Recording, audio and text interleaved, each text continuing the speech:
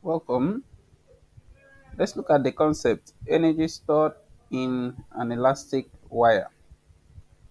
Now remember that energy is same thing as work done. With respect to physics, energy is same thing as work done and they share the same unit. The unit for energy is joules and the unit for work done is what? Joules as well. However, work done has another unit since work done is what? The product of force times the distance covered by that force. And then in the case of the topic we are doing,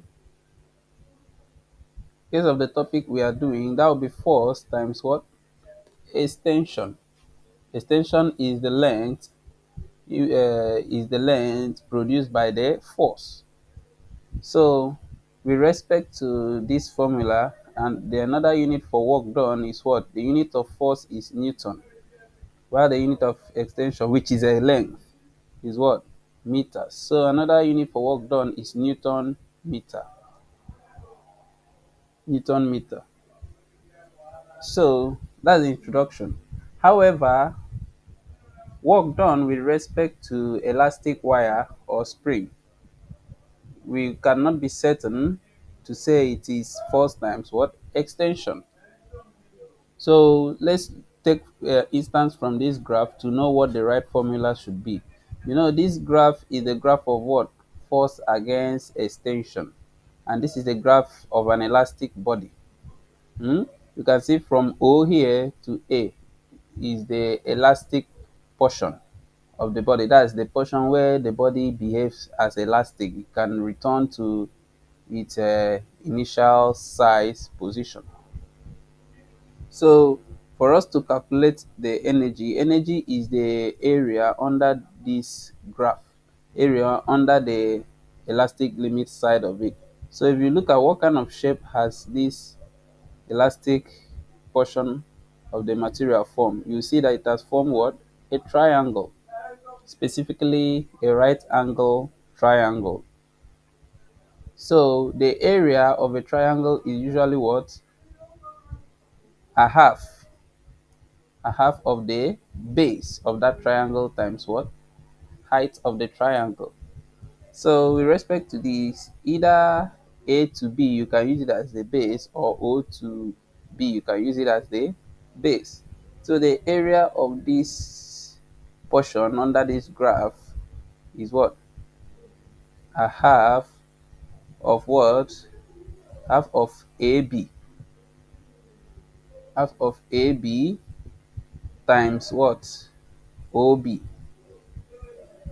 or BO. You understand? And then that represents our energy, or you say what? Work done. And then you also recall, from A to B is the vertical distance. That is a vertical distance. That's F, which is what? And what represents our vertical part of the graph is F. So this is the same thing or as a half of what? F times what? Here is the horizontal part of the graph, which is represented by extension, half of the force times extension.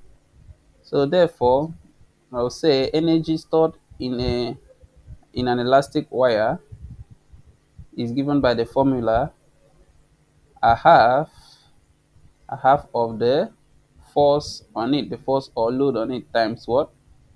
Extension. And then you can recall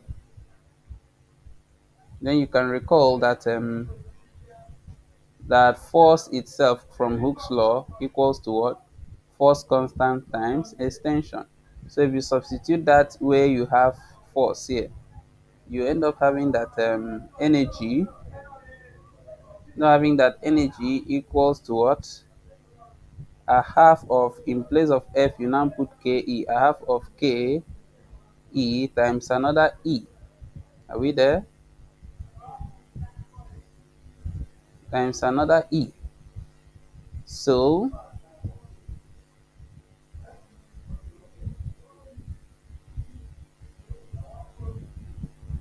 So if you finish that up, energy equals to what?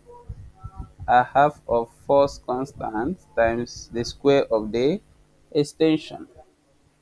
Or you say a half, you can say a half of what? The force times extension. So that is it about finding the energy in a spring.